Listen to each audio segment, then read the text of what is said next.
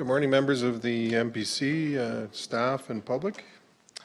I'll call this meeting to order. First order of business will be, as per the bylaw, item 5.5, Municipal Planning Commission shall appoint its own chairperson and vice chairperson from amongst its members for a term of not more than 1 year at the meeting first following the organizational meeting.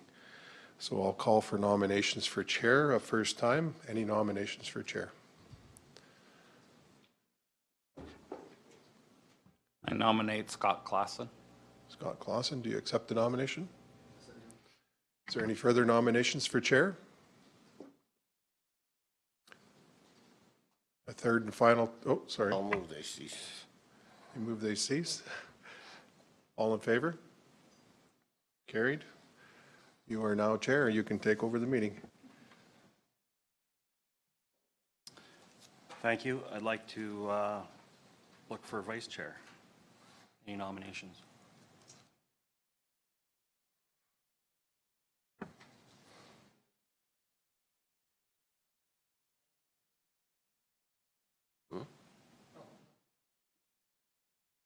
Oh,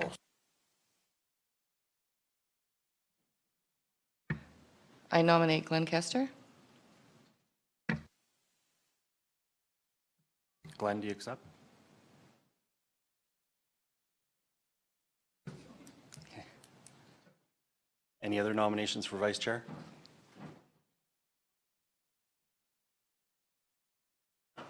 I'll move nomination cease. Okay, nomination cease. You're vice chair.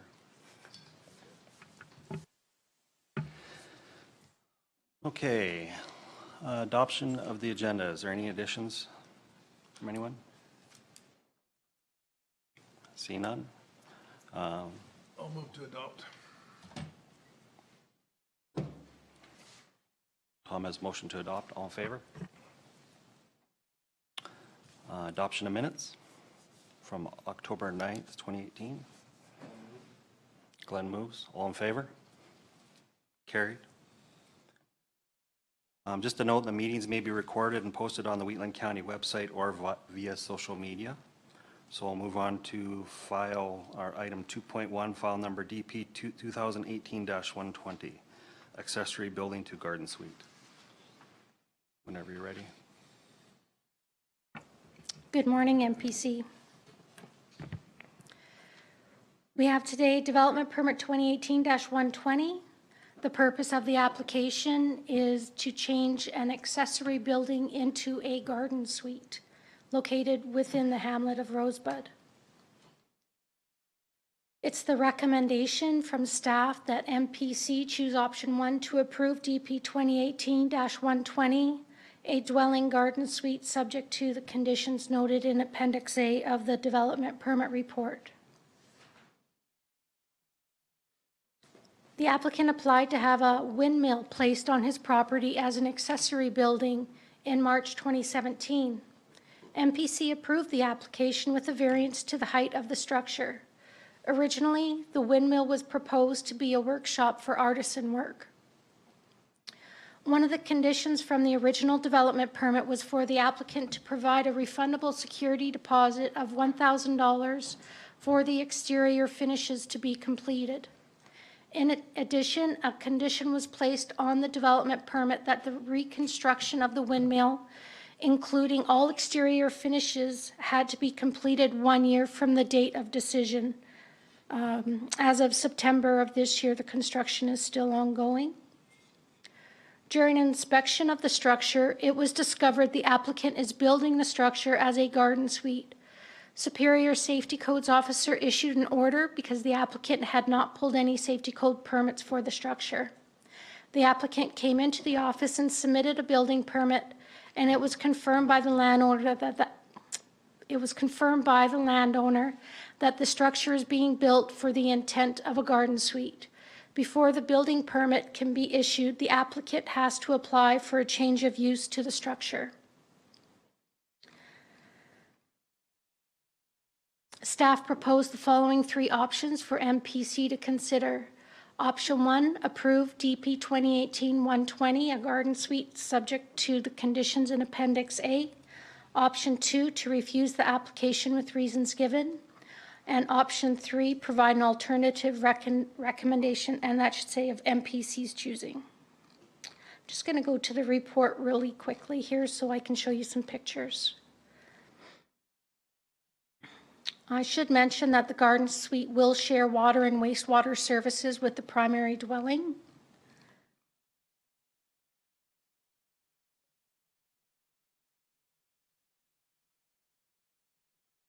Internal circulation, the regional deputy chief, fire chief needs, comments were that it needs a fire detector and a CO detector. And if there are any cooking facilities, a fire extinguisher is needed. We did receive one response in agreement with the application. Just gonna pop over to the conditions here. Appendix A, the development permits issued solely for a garden suite. A variance was granted to the height of the structure with the previous development permit. The development shall proceed according to the HRG district and the applicable provisions of the land use bylaw. A moved on structure of $1,000 be submitted, and this has been satisfied already. No permanent development shall occur on or over any utility right-of-way or easement, and the applicant has 6 months from the date of decision to complete the reconstruction of the windmill, including all exterior finishes. So the location is here. It's right on the corner as you come in from Highway 840. This is an aerial photo. It's this triangular parcel. Here is a site plan. This is where the parking stall will be provided. Our land use bylaw states all garden suites must provide a parking stall on the parcel and not on the street. This is where the new parking stall will be. This is the location of the windmill, meets the setbacks from a corner lot. Site inspection was done on September 20th. Here is the windmill. Another picture from the side of the road. As you can see, the blades are not put up yet. Well, as of September, they might be now. And the letter from the neighbor. And that's everything I have. Thank you. Okay, thank you. MPC, have any questions? Glenn? Yeah, the blades aren't on yet. They're getting painted. So that's one of my issues with this. 6 months, I think there's lots of painting he's planning on doing on that. I'm thinking a year would be, it's pretty hard to paint in the winter time. So if he'd have the summer to paint that thing up. I know with the blades, one of them looks pretty nice. It's all painted up white, but the other one is sitting there waiting for the paintbrush, it looks like to me, just driving by. So he'll need time to paint it up, and the blades are there. And another thing, he's already made a $1,000 deposit, hasn't been refunded. He wouldn't need another $1,000, it's still the $1,000. Through the chair, yes, that's correct. Okay, thanks for that. I don't have a problem with this, changing over to a garden suite. He also has, on the corner, the old fire hall, for council know where it is, right on the corner by the four-way stop. He's the one who secured that and turned that into a artisan. He's got I believe, a workshop in the back. He's been busy working on that in the back, plus this other thing. So his hands are full. He does it all himself. So I'll make a motion that we approve DP 2018-120, a garden suite, subject to the conditions in Appendix A, with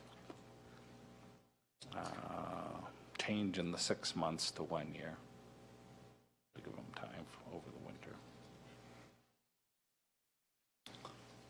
Okay, Councillor Kester has a motion on the floor. Any discussion? Seeing none? All in favor? Carried.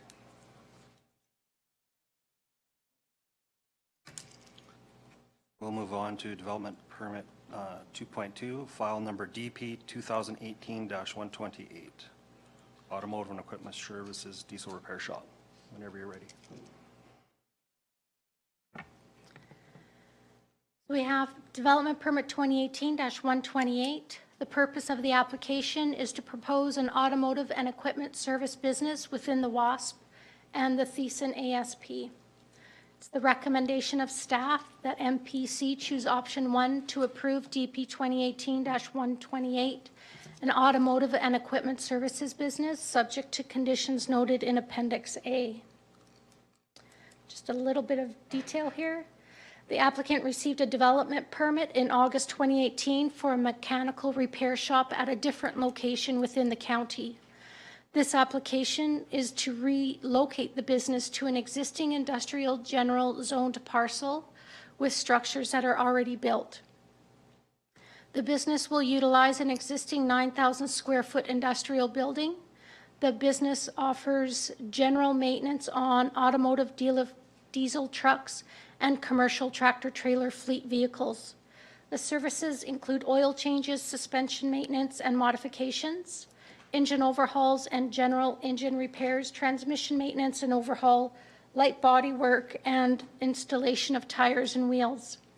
The business will begin with 3 employees and have the capacity to expand to employ an additional 6 mechanics. The hours of operation are Monday to Friday, 8 to 6, with a plan to open on Saturdays as the client base grows. The business will have the capacity to work on up to 8 client vehicles at a time. There's parking on site for up to 15 client vehicles awaiting repair. 8 visitor parking stalls will be located on the north side of the shop. There'll be an average of 48 client vehicles per week and occasional courier trucks. The business has 1 business-related truck. There'll be outside storage of materials. Inside storage will include a small to moderate amount of solvent and oil, along with tools and repair equipment.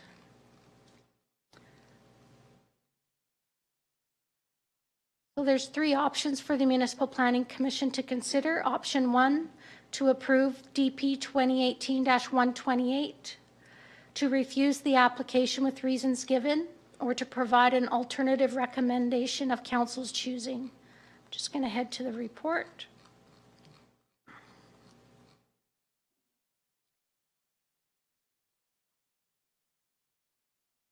It is discretionary use within the IG district.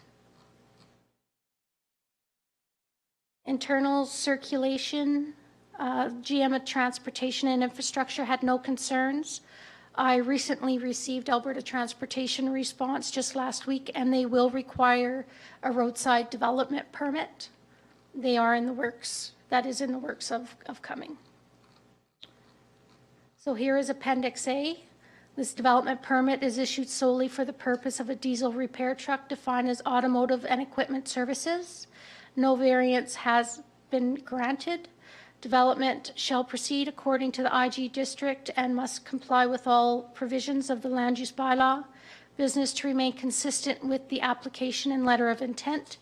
Any change in use or intensity requires the approval of the development authority, and no permanent development shall occur on or over any utility right-of-way or easement. Here's the location. Strathmore is right over here, Highway 1. It's right within all of those smaller industrial parcels on the south side of Highway 1.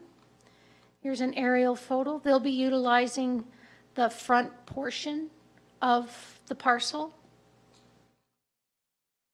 And that's everything. Thank you. Thank you, Kim. Any questions, concerns from MPC? Motion? I'll move that MPC approve DP 2018-128 with the noted, the conditions noted in Appendix A. Okay, Tom has a motion. Any discussion on the motion? Seeing none. All in favor? Carried. We will move forward to file number DP 2018-131, variance for an existing shed. Whenever you're ready. Thank you.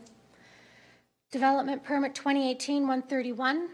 The purpose of this application is to propose a variance of the distance from a shed to the dwelling.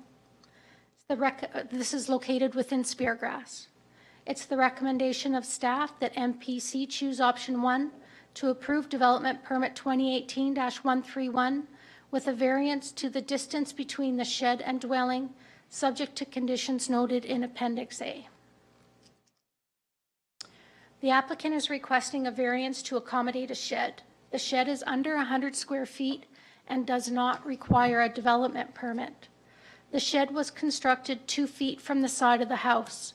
The land use bylaw states the setback from structures is 5 feet. The shed was built into the grade of the parcel and would be difficult to move. To locate the shed into the backyard would be dangerous as the parcel backs onto the 10th fairway. Errant golf balls could hit the shed and make holes in the siding. Golf balls could also bounce off the shed into adjacent neighbors' yards or hit their houses. The rear yard setback for an accessory structure in the Speargrass low-density district is 24.61 feet. To accommodate this setback, the shed would need to be within a 9.41 foot from the back of the house. According to the applicant, the backyard was landscaped this summer and there is no place for a shed. I will show you some pictures in a moment. There are 3 options for the Municipal Planning Commission to consider. Option 1 is to approve DP 2018-131.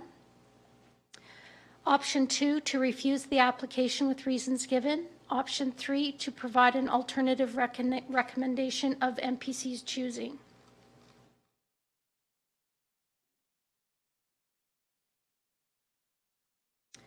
So under section 4.3 of variances within the land use bylaw, it is mentioned that the development authority may approve a DP even though the proposed development does not comply with the bylaw or is a non-conforming building if, in the opinion, the development authority, the proposed development would not unduly interfere with the amenities of the neighborhood or materially interfere with or affect the use, enjoyment, or value of neighboring parcels of land. Discretionary use is accessory buildings, so it does have to come to the Municipal Planning Commission. The distance between structures is stated as 5 feet.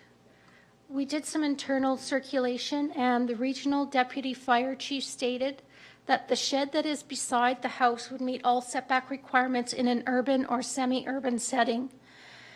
The shed does not extend past the garage section of the house and still meets a 4-foot setback from the property line. The neighbor also has a shed which meets the setback requirements normally required in an urban setting.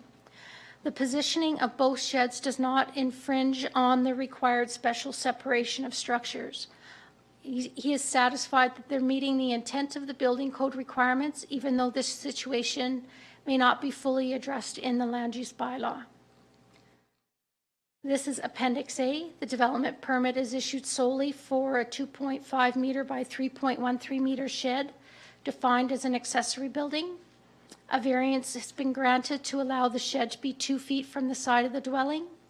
Development shall proceed according to the Speargrass Low Density Residential District and must comply with the land use bylaw.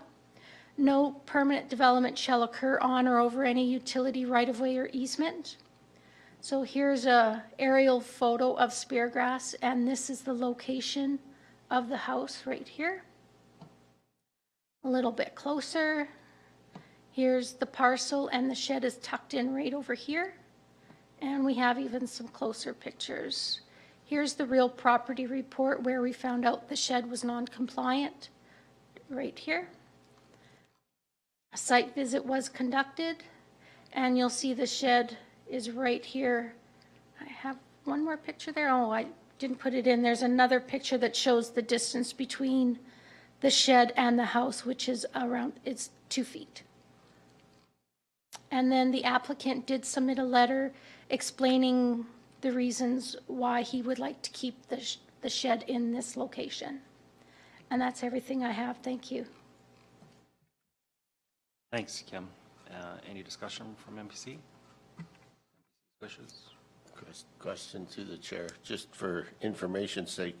If the applicant had spent another 4 hours and attached that to the side of the house, would we be dealing with it today, or would it be just part of the main structure?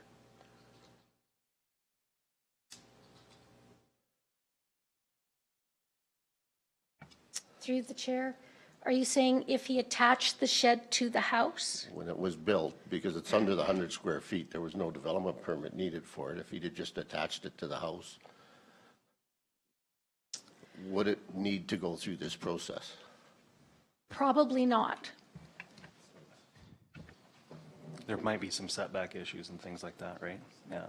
Had it met all the setbacks. Had it met all the setbacks, for sure, yeah. Interesting thought. Donna? I move that subdivision application SD 2016-58 with the conditions, be accepted with the conditions noted in Appendix A. Okay, Donna has a motion on the floor. Any discussion? Seeing none, all in favor? Carried.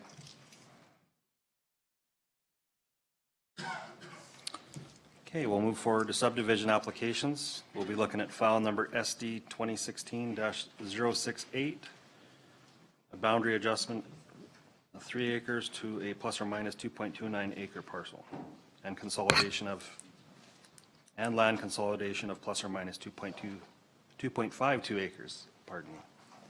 Whenever you're ready, Odessa.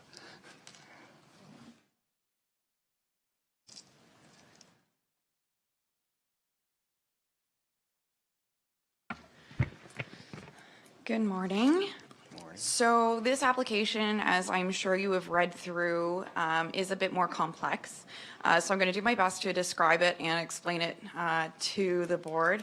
I also do have Robin Glazer, who's in Utilities and Transportation, for more detailed questions that I can't answer from a planning perspective.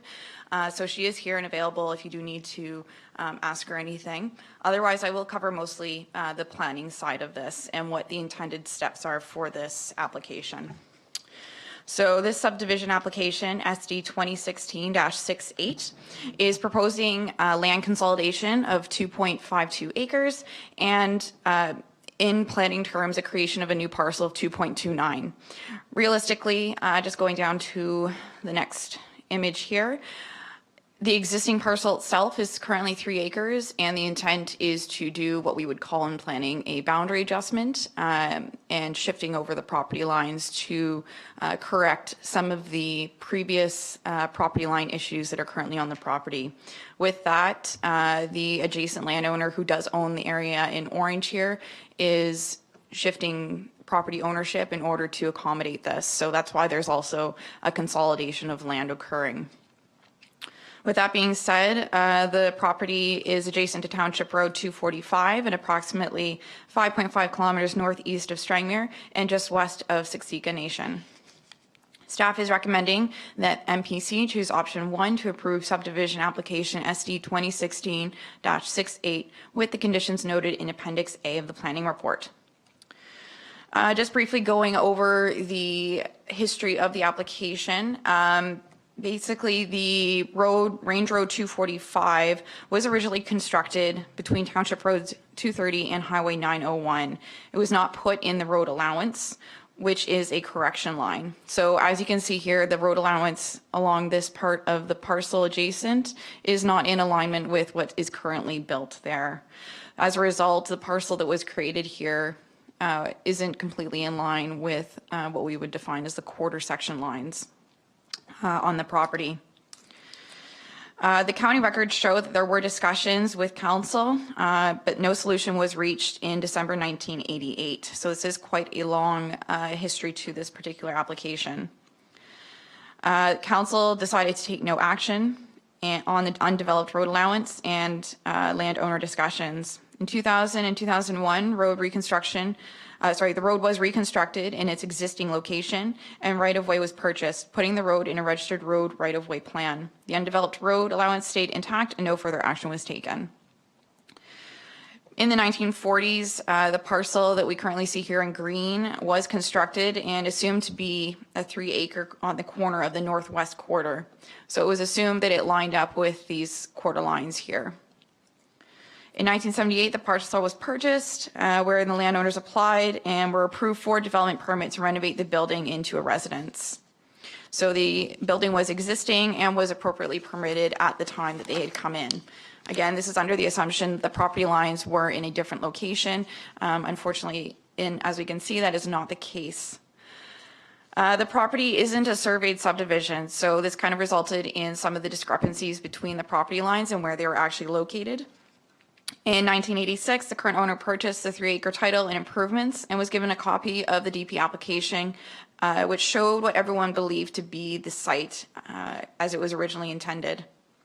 Road construction was then done in 2000, and records show the county was aware of the 3 acres, but the 3 acres did not abut the roadway, and that the developed area of the acreage was in fact sitting on a portion of the 3-acre titled.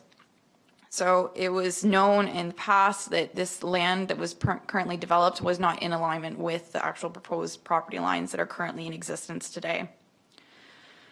The owners of the 3-acre parcel were not made aware of the situation, and in 2015, when the current landowner decided to sell the parcel, a real property report was prepared and it was reviewed by the county for the purchaser. It was then made aware of the misalignment of the parcel and therefore was determined to be unsaleable due to the incorrect line for the property. So staff are now in the stage where we are trying to fix this and make amends to what has occurred over the time that county has known about this, as well as some of the errors previously occurred for this property itself.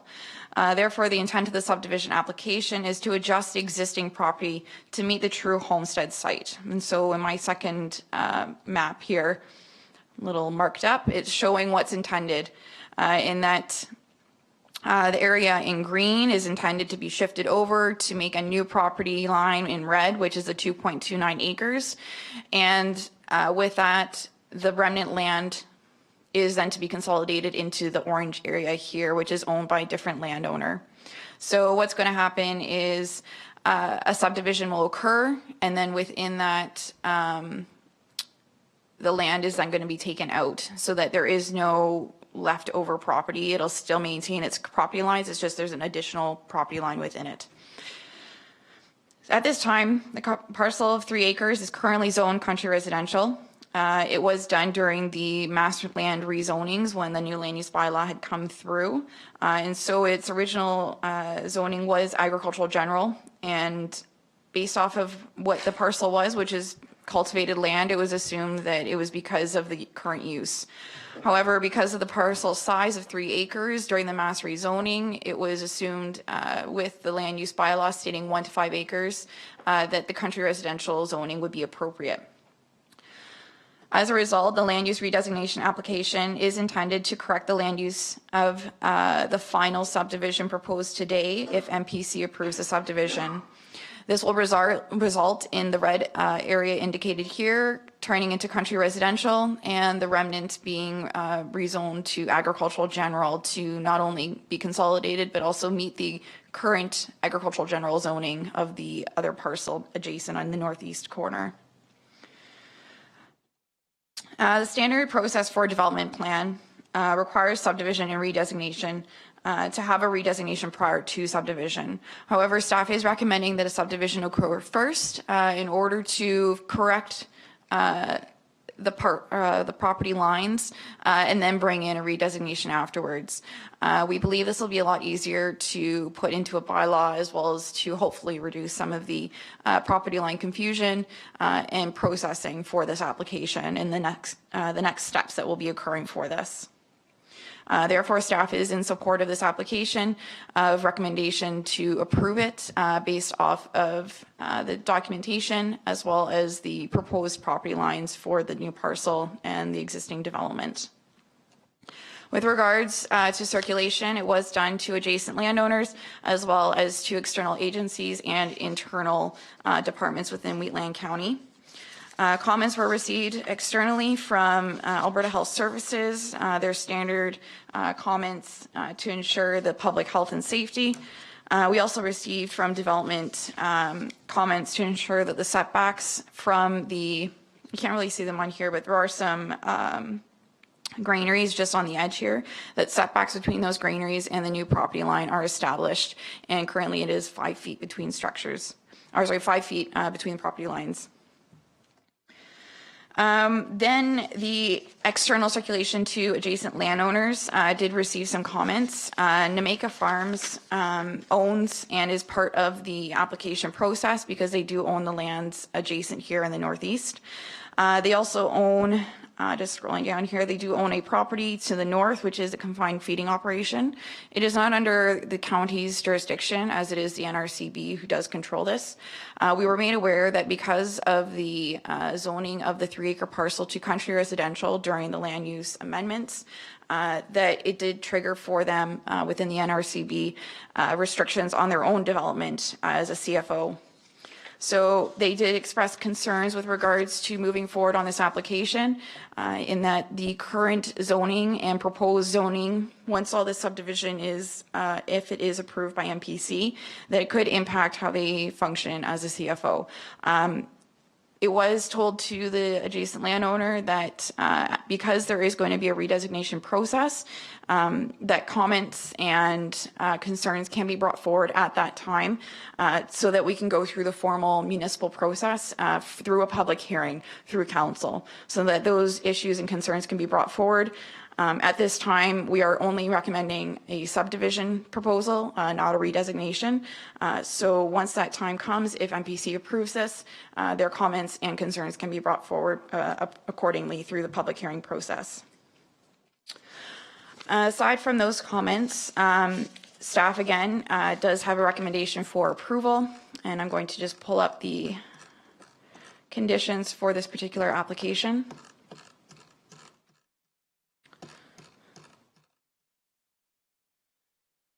So the only additional condition that we did add on here was that the owner apply for a land use redesignation. We're not asking that it get approved, rather that they apply and begin the process of redesignation of the finalized parcels so as to correctly zone them according to their new alignment, which would be based off of the approval of MPC if they so choose. Aside from that, the other standard conditions are on there as per the Municipal Government Act, such as the plan of survey, paying taxes up to date. And then we also have the deferred services agreement, an agreement for easement and construction and maintenance of public works, and a road acquisition agreement. Their approaches to the parcel are also added on here as per the standard for public works, that they be examined and built to county standards. And that is all. Thank you. Thank you. Any questions, comments, concerns? Ben? Yeah, through the chair, a couple. The map, go down one more map. There's the one. No, keep going. Thank you. Just a couple of questions that's not clear in my mind. So this is one property, right? And that's the other property. Correct? That's what the final subdivision would look like if approved. That's what the plan of survey is proposing. So this is a current road allowance here. That's correct. That's all going to be put back into a title somewhere. Yeah. So all, yeah. Yeah, so a road closure was done earlier this year. It's just still showing up on here because it hasn't been updated on the muni site mapping, but all this area here, it would be part of this one here, so the northeast quarter. It would be taken in by Nameka Farms. So this is applied for, the closure here? Yes, so What about this? the remainder was not done. So as part of the road closure, it was only to address the area within the affected lands. The road allowance is still in existence south of that. So this is still affected. What's the advantage of having this public property sitting here? When this is all finished, said and done, this becomes a nuisance. I'm going to let Robin Glazier answer that question for you. And before she answers that, the other question, in your comments, I thought you said there was 5 feet between these property lines? Not between the property lines, but the structure. So I think actually it's a bit more than that. It's between structures is 5 feet, but between structures and property lines, it is a bit more. I believe it's 10 feet. But it's one property line. Yes. So the area in green here, it would just have to be like the granaries would technically be within this yellowed area. It's just showing the differences between the property lines, but there would be one property line between those. Okay, thank you. Good morning. Good morning. So the portion of road allowance that was closed is the piece in here. The balance of the road allowance that's undeveloped, we did approach the adjacent landowners at the time that we were proposing to close the north piece. And unfortunately, we're not able to come to any kind of an agreement or close any discussions on how that could be approached because we have different landowners. This is actually the quarter line. And to close this, we have pieces of land. This portion of land here is actually farmed by the owner of this piece of land, but this piece is actually owned by this farmer or this landowner, and it kind of swaps as we go down the line along the undeveloped road allowance. And we could not seem to negotiate agreement between the affected landowners on how we'd be able to proceed and dispose of that road allowance, so it was left intact at this time. Okay, is there no way before this can be finalized that somebody can go back to those landowners and say they have to come to some kind of conclusion over that big piece of property that's going to be left sitting there in no man's land that they're going to start fighting over? Because there will be a battle over that piece of property somewhere down the road. I understand your concern with it. The owners that are affected and impacted by those discussions and that portion of road allowance have firmly indicated that they are not willing to come to any kind of an arrangement at this point in time. Although they do feel that perhaps moving into the future as the ownership of the parcels change, perhaps they'd be able to get there. At this point in time, that undeveloped road allowance does provide the legal access to those parcels as it is intact all the way down to the 901. So on paper, it does provide access to those parcels until those other ownership issues can be resolved. I realize that it also gives access to the public to that piece of land too. Any public can go in there and use that portion of road allowance without permission from either one of those landowners. So that's my concern is down the road. That's going to become an issue with those landowners. And to me, that should be satisfied before that split takes place, or that subdivision takes place. And through the chair, we have already completed the closure of the road allowance at the north end that is required for the realignment of the parcels. Even if we were to reach an agreement or assist the landowners affected by the balance of the road allowance, we're looking at another 12 to 18 months time period. Due to the length of time that has already elapsed since current staff was made aware of the misalignment of property lines and existence of developed roads. I know the applicant would be very pleased if we could proceed with at least that portion for the subdivision and the piece that we've already closed. I know it's going to take time to do it, but could it not be a condition of subdivision? So the subdivision can go through, but it's still a condition that within a year that would have to be dealt with? The other landowners that would be impacted by the balance of the undeveloped road allowance are not applicants on this file. From a planning standpoint, it would be very tough to justify that condition if there was to go to a subdivision appeal, because we'd have no policies justifying why we've put that on as a condition of this specific subdivision.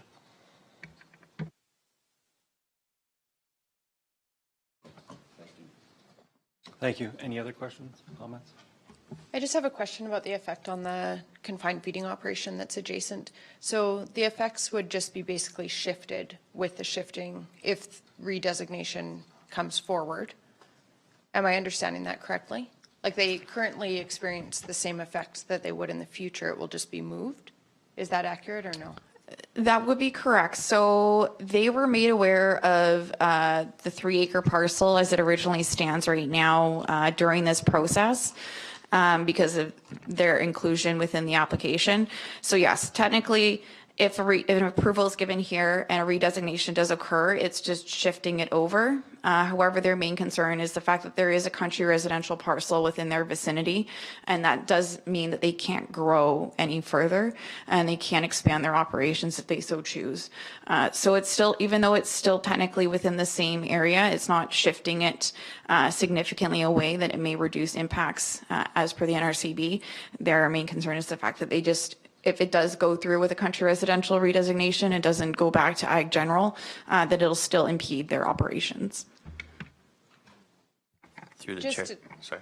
Just to clarify, it's currently zoned country residential, though, when the rezoning That's- was all done. Yes, that's correct. So when we had the new land use bylaw pass through, we did the mass rezoning. So that green 3-acre parcel there as it stands is country residential and everything else is agricultural general.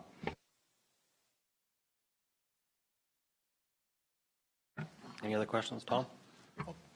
I apologize, my inexperience with this, but if you go back in the part that's lined, marked green there, is there a potential for another subdivision to be put into that down the road? Like, can another building site be there? Because as I understand it, there was one building site. And now it looks like there's still one building site, but with this, go up, I think it's one more. Yeah, what happens to the one that's all laid out in green? Does it just get amalgamated back into, or is there a possibility that something can be built into that section there? So the image that I have here is what is Yeah, proposed for the final. So this area here, technically within the land use bylaw, you are able to have up to 2 residential dwellings built on a quarter section because anything 80 acres and over in size and zoned agricultural general is able to have 2 without a subdivision. So technically someone could put a house here, but they would have to ensure access to that property. So they would either have to build out the road here to provide access or they would have to build a new approach to come here. However, it is technically allowed. Whether a subdivision could occur depends on the nature of it. It would just be speculation at this point if they decided to do something and subdivide it out. But that subdivision, even if it's, would affect the CFO that's just up the road, right? Like, that would really impact on the CFO then, because there's all of a sudden we're allowing another. So if they were to subdivide out a parcel and propose development for country residential, then they would be required to zone to country residential. And then that's where the issues with the NRCB and their rules for distance between a country residential zoned parcel come into play. So right now it is CR. And so right now they are limited. So if they were to have another one, I would assume there would, again, still be issues with the CFO owners to the north. Through the chair, it is interesting that the zoning is what impacts them, whereas that house has been there as a development permit for all these years, but the house didn't actually impact their setback abilities. So it's something the NRCB should probably look at maybe down the line.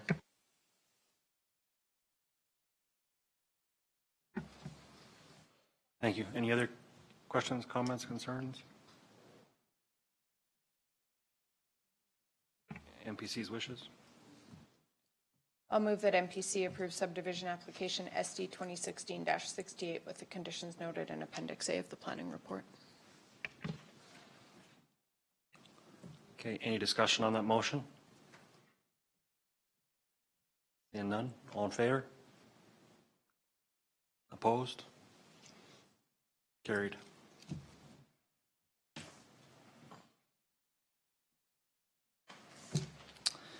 We will move on to file number SD 2018-016, subdivide 1 plus or minus 3.2 acre parcel from the titled area.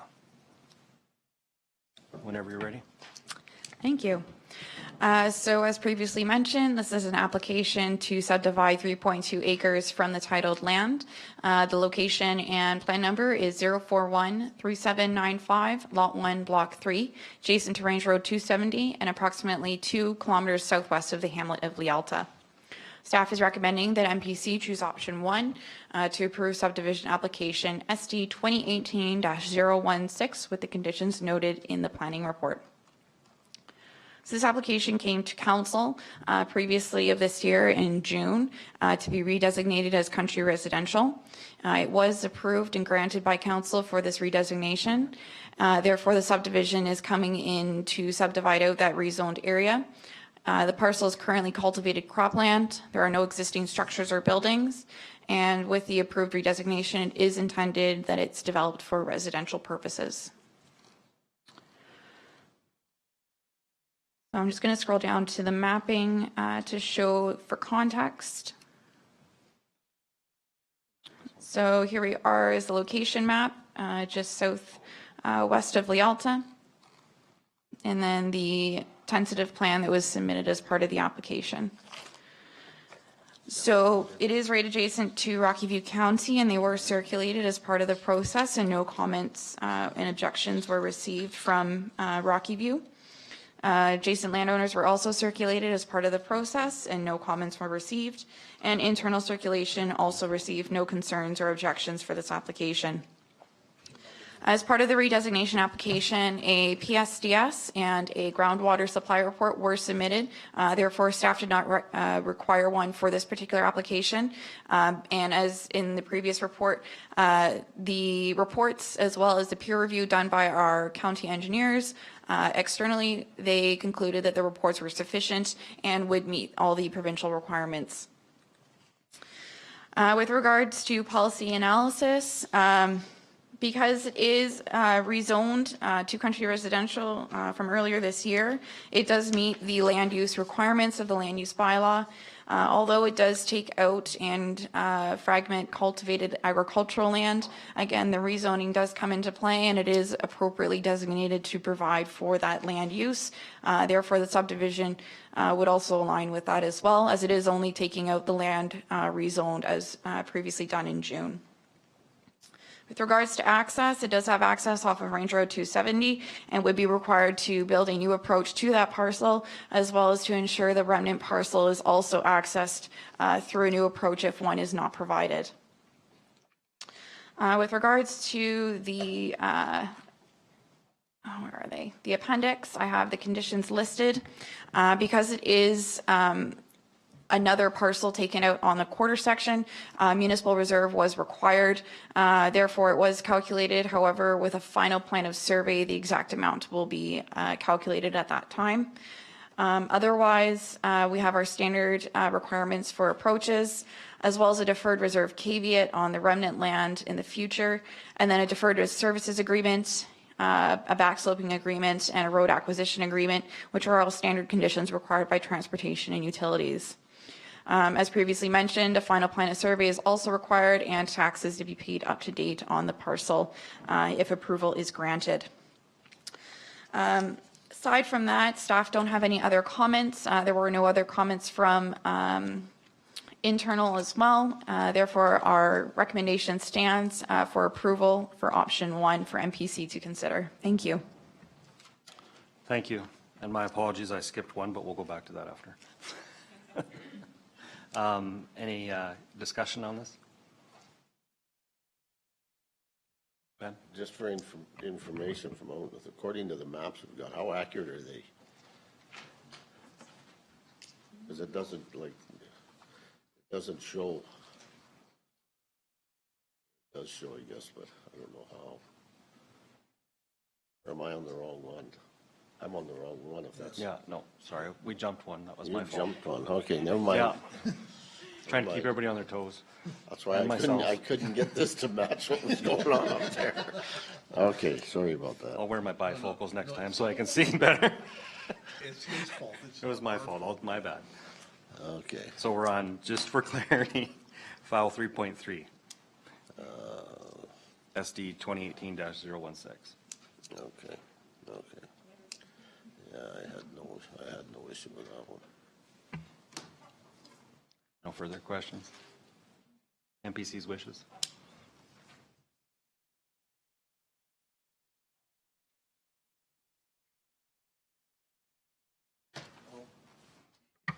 I'll move that we, MPC,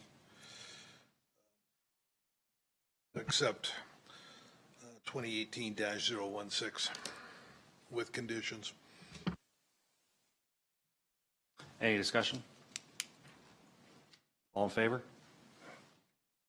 Carried. Thanks, Tom. So now we'll move back to item 3.2, file number 2018 subdivision application 2018-014, legal plan 941-2765, block 3. Whenever you're ready. Yes. See, I've got the first three here, so I didn't even blink an eye when you said that. All right, so this is an application to subdivide 1.31 acres to be consolidated into the adjacent parcel defined as a boundary adjustment. It's block 3, plan 941-2765, adjacent to Range Road 250 and Highway 564. It is approximately 1.6 kilometers southwest of the hamlet of Nightingale. Staff is recommending that MPC choose option 1 to approve subdivision application SD 2018-014 with the conditions noted in Appendix A of the planning report.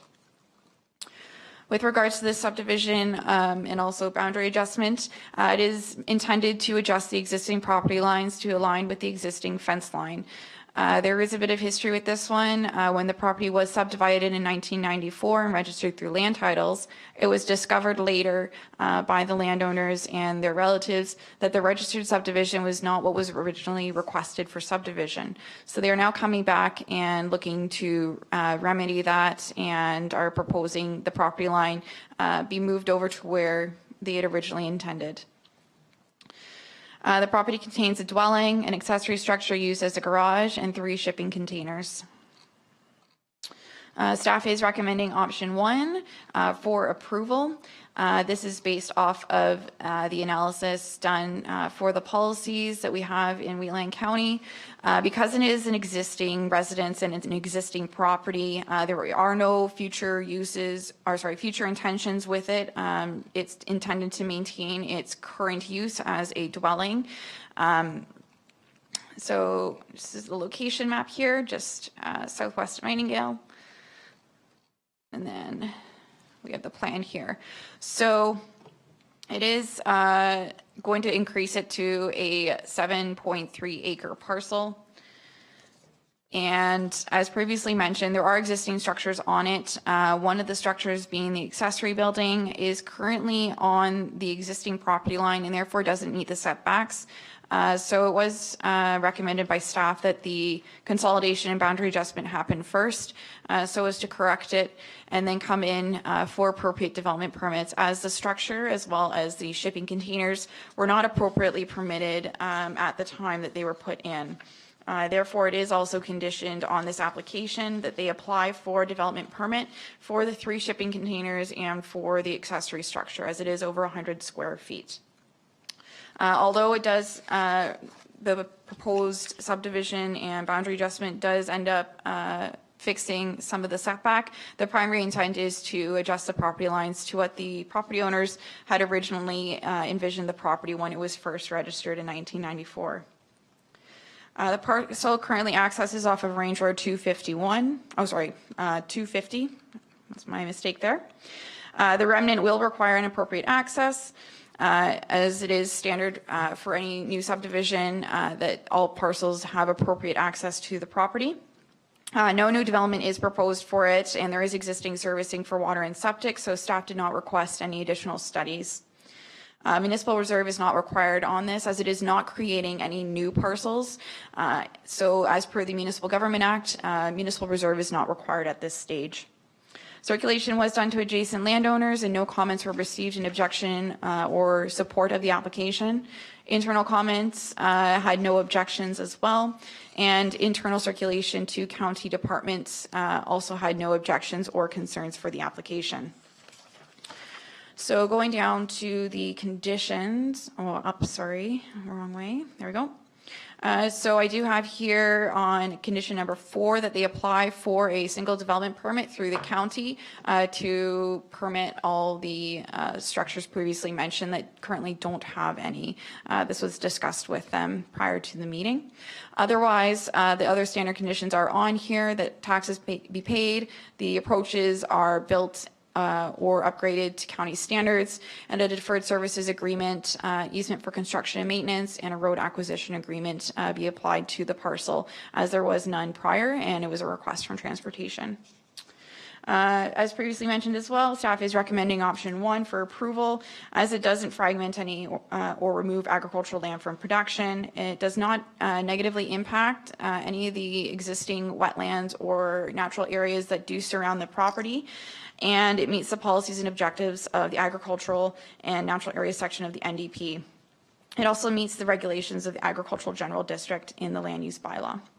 That's everything. Thank you. Thank you. Any questions, comments, concerns? Yeah, Ben? could you go back to the diagram again, please?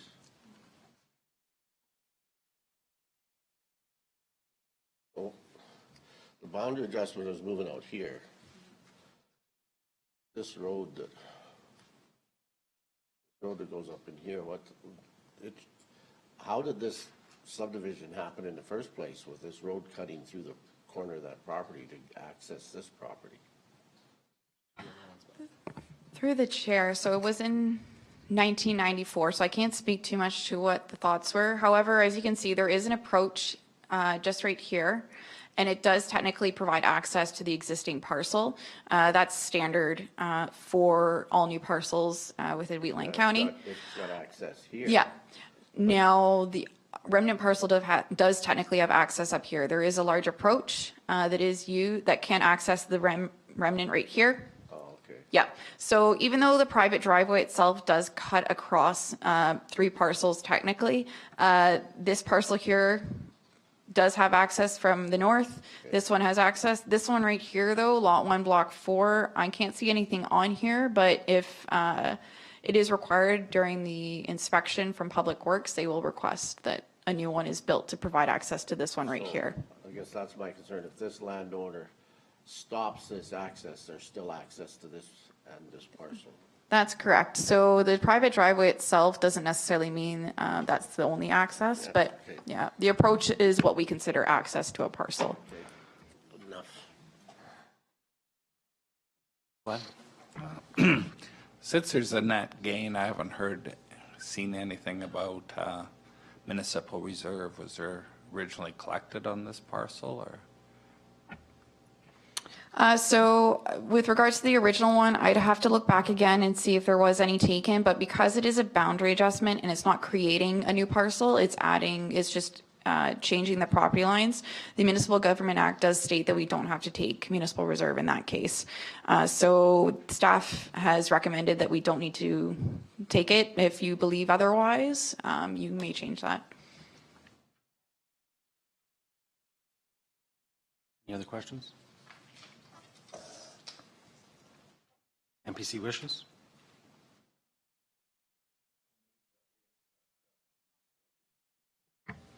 That I move that SD 2018-014 be accepted. And with the conditions as well? With stated conditions. In Appendix A. Any discussion? All in favor? It's carried. We'll move on to file number SD 2018-018, subdivide 1 plus or minus 2.4 acre parcel from the titled area. Cool. Are you ready? Thank you, Mr. Chair. So the location of this is adjacent to Township Road 244 and approximately 2 miles north of Highway 1 and 4.3 miles west of the town of Strathmore. Staff is recommending that the Municipal Planning Commission choose option 1 to approve subdivision application SD 2018-18 with the conditions noted in Appendix A of the report. So a bit of background on the intent. The plan is to subdivide the 2.4 acres for estate planning purposes. There's an existing dwelling on the parcel. The remainder of the parcel would continue to be used for agricultural purposes, while the subdivided 2.4 acre parcel will be for residential uses, as there's an existing dwelling on the parcel. just going to go down to the maps. Here. So you'll see there's the location. I'm just going to zoom in. Proposed subdivision location here. And here's an area plan of the 2.4 acre parcel that's proposed. It will be the final parcel that would be allowed to be taken out of this quarter section under the current municipal development plan, where it allows that maximum of the 5 lots out of the quarter. Staff reviewed this through the Calgary Metropolitan Region Plan, as it does fall within the plan area, as this subdivision doesn't require any amendments to statutory plans or exceed that 50 lot country residential threshold for subdivisions as outlined in the interim ref. It does not need to go to the board. In terms of the South Saskatchewan Regional Plan, there's general alignment as the proposal would result in additional dwellings, and it doesn't impact environmentally sensitive areas. In terms of the regional growth strategy, it aligns with some aspects while contradicting others. It's outside of an identified growth node or a rural growth node.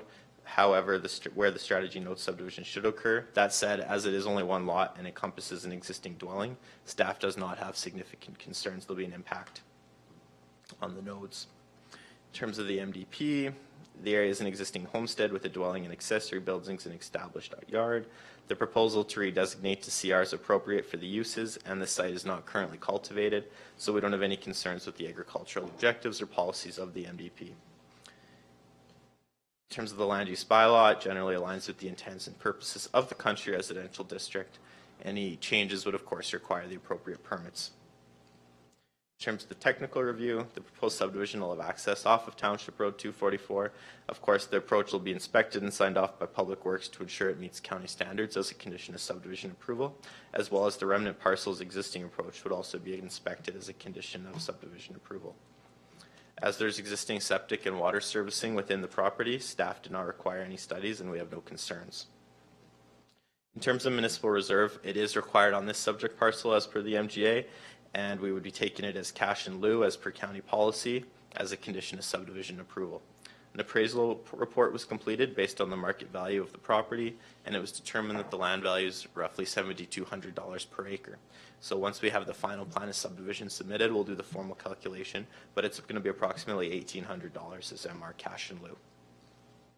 Circulated to all adjacent landowners within a mile of the subject lands with no letters in either support or objection to the application. AHS noted their comments. They did add that they would like to see a phase 1 environmental site assessment due to the number of parcels that are on the quarter section.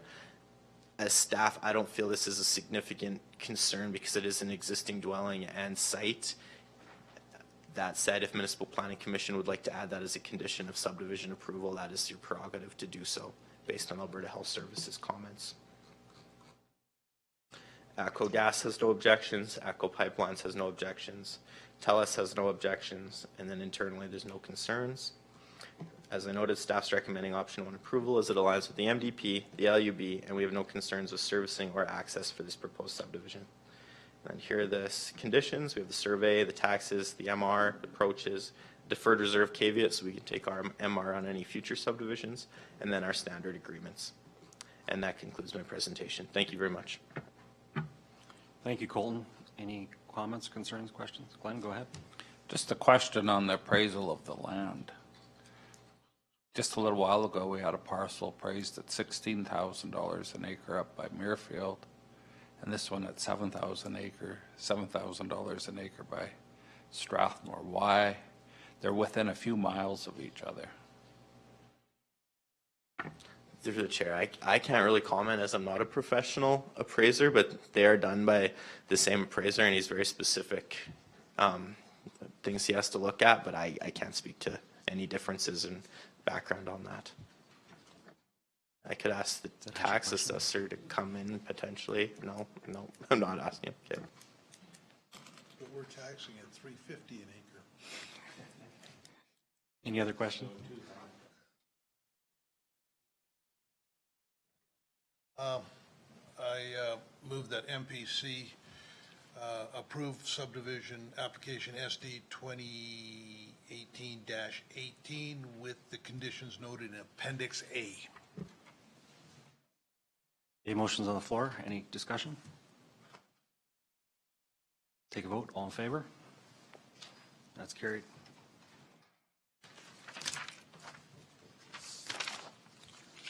We'll move on to file number SD 2017-041, subdivide plus or minus 2 acres from titled area.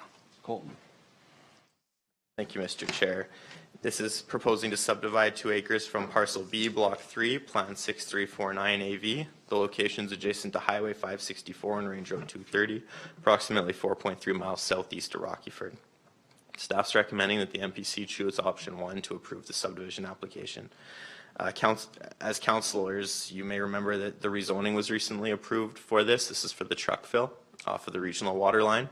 And the intent of the application is for the purposes, of course, of the truck fill and the pressure reducing station. The remainder of the parcel will continue to be utilized for agricultural purposes.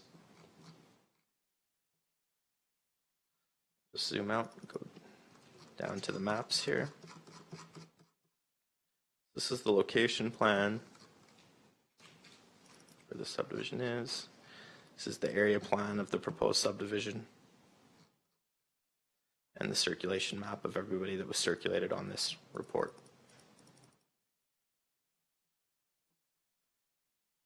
Located outside of the CMRB plan area, so those policies and referral requirements do not apply.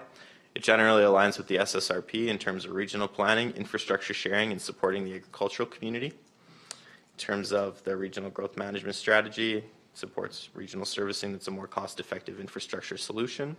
Does not impact the environment and supports community growth of villages within the county. In terms of the MDP, largely aligns with the MDP as it does not remove ag land from production given council's decision to redesignate the parcel to public utility district through for third reading on September 4th, 2018. At the time of redesignation to a non-agricultural use, staff no longer considers the subdivision to result in lost agricultural land given the council decision. Staff does not have concerns with this subdivision and proposed use causing any issues with adjacent properties as they're agricultural in nature with no residential dwellings in close proximity. There is a gravel stockpile site directly across the highway from this proposed subdivision, which is not a conflicting adjacent use. Therefore, staff does not see landscaping screening as necessary for this subdivision or other mitigating conditions. As noted, the proposed the land use designation is public utility. All future development would have to align with this district. The proposed subdivision will have that access off of Range Road 230. The approaches will be to the proposed and remnant parcel will be inspected and signed off by Public Works. In terms of water servicing, the development will be serviced from the Wheatland Regional Water Line. No sanitary servicing will be required. And as per the MGA, no municipal reserve is required for this subdivision as it's the first parcel out of the quarter section. Deferred reserve caveat will be registered on the title as a condition of subdivision approval, so the reserves can be taken on future subdivisions. We circulated to all landowners within a mile with no letters received. AHS had no concerns, just noted they recommend backflow preventing devices are implemented to protect the Wheatland Regional Port Pipeline.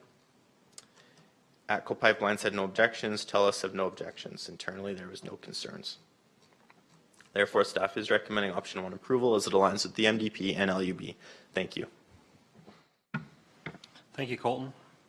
Any questions from MPC? Comments, concerns, wishes? Go ahead, Glenn. I move that we approve application SD 2017-041 with the conditions noted in Appendix A of the planning report. Any discussion on the motion? Seeing none? All in favor? That's carried. We'll move on to file number 2018-020, subdivide plus or minus 4.9 acre parcel from the titled area.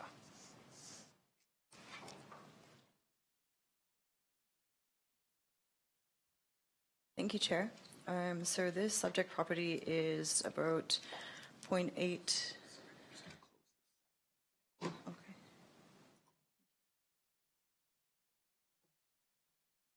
So the purpose of this application is to subdivide plus or minus 4.98 acres from the titled land southeast of 2, 24, 25 west of the 4th. It's about half a mile south of Strathmore, adjacent to Township Road 240, and it's approximately 4 kilometers northwest of Eagle Lake.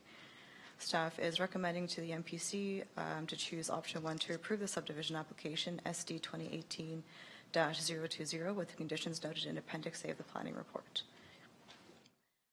So a little bit of background. The intent of the application is to subdivide one plus or minus 4.8 acre parcel so that the existing residential dwelling on the parcel is separated from the cultivated area. As per the letter of intent submitted with the redesignation application, the landowner wishes to market and sell the proposed property.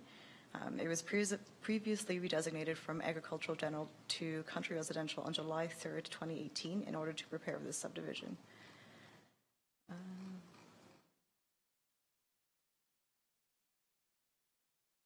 Show you the location.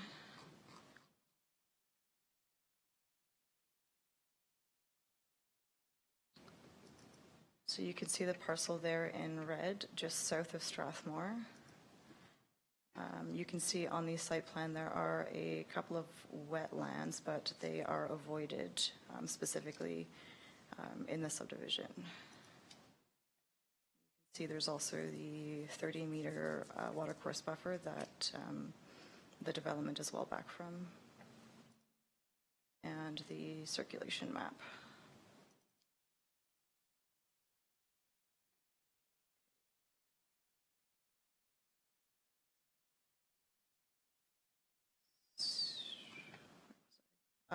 So the intent is to subdivide just shy of a 5-acre parcel.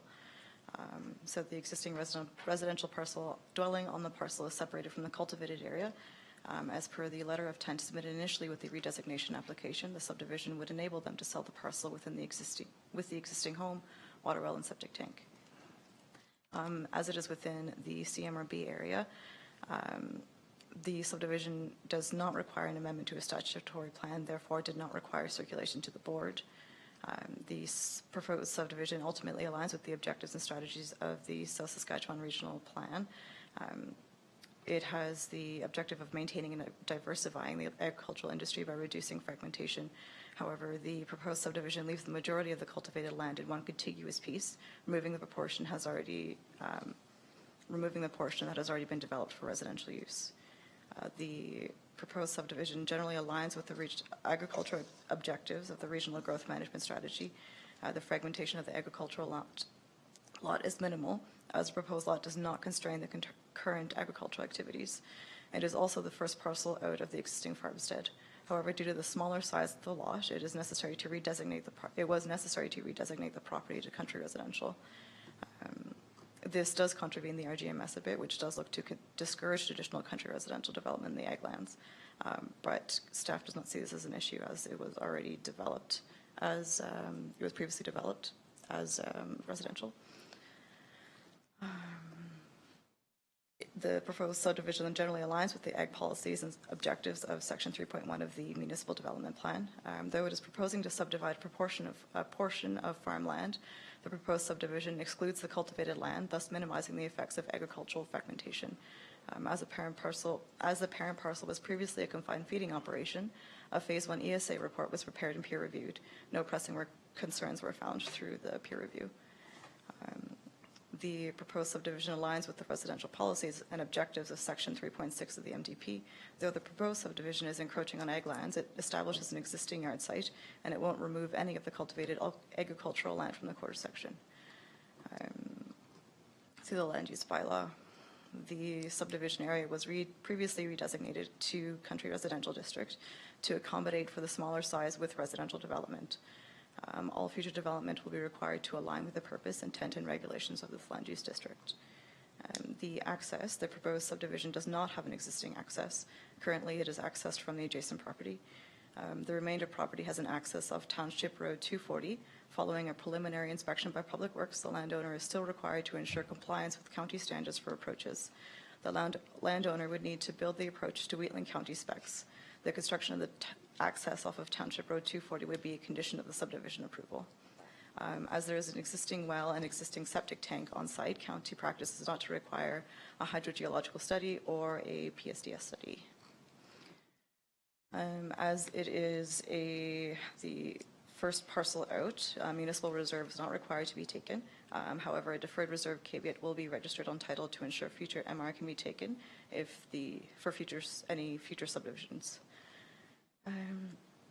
So staff requested the owner provide an environmental site assessment as the property was previously a confined feeding operation. As per policy, the ESA was peer reviewed and there were no pertinent concerns from the engineers. In the comments, Alberta Health Services requested the Phase 1 ESA be done, and so staff sent them the ESA for them to review. After their review, they felt it did not cover and address all aspects of the public health concerns associated with the property.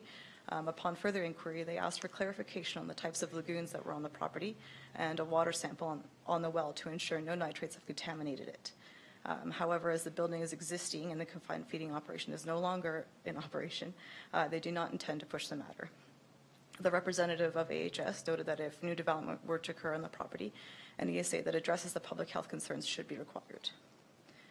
So the proposal was for circulation. The proposal was circulated to all landowners within a mile. No letters were received. As previously noted, AHS requested a Phase 1 ESA, which they were provided for, and was reviewed by SEMA.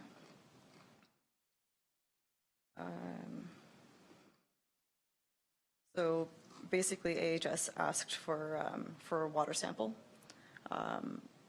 to be provided to them, which after staff requested to the applicant, they sent us one and staff sent it to AHS. We've yet to receive a comment, so I'm not sure if they've completed review of the water survey yet.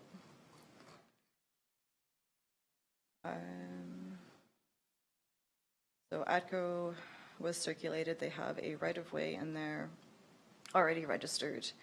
No comments were received from AB Utilities. Town of Strathmore had some concerns about the town's wastewater facility, as well as the fact that it was a CFO, but they were informed that as it was the property was a former feedlot, a Phase 1 ESA had been completed, and there was no severe environmental contamination. So it is, so these are the conditions. They're the usual ones. So the subdivision is affected by plan of survey. Taxes are to be, all outstanding taxes are to be paid up if approved. Deferred reserve caveat would be registered on the remnant parcel. The approaches to the proposed parcels and the remainder built located up to county standards. The owners are to complete a deferred reserves agreement, an agreement of easement for construction and maintenance of any public works, and a road acquisition agreement. Additionally, staff added in the owners to complete the Phase 1 assessment, Phase 1 environmental site assessment, and any subsequent assessment as determined by the Phase 1 ESA to the satisfaction of the county. They have already completed the ESA. This is just for Alberta Health Services requirement for a little bit more in depth to include the water studies. And thank you. That concludes my presentation. Thank you. Okay, thank you. Any questions, comments, concerns? Tom?